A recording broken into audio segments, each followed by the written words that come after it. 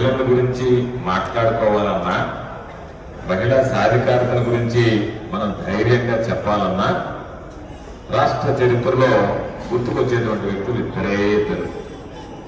మొదటి వ్యక్తి మహానేత స్వర్గీయ రాజశేఖర రెడ్డి గారు అయితే, రెండవ వ్యక్తి మన నాయకుడు జగన్మోహన్ రెడ్డి గారు అని చెప్పి ఈ సందర్భంగా ఎందుకు చెప్పామంటే, చాలా సందర్భాల్లో అనిపించేది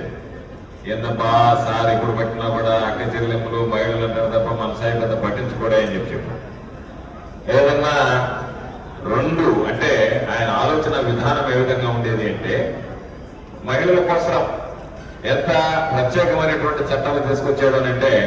సరే మిగతావి సంక్షేమ పథకాలు వస్తాయి, సంక్షేమ పథకాలు అందిస్తారు, దానికి కాకుండా దానికి భిన్నంగా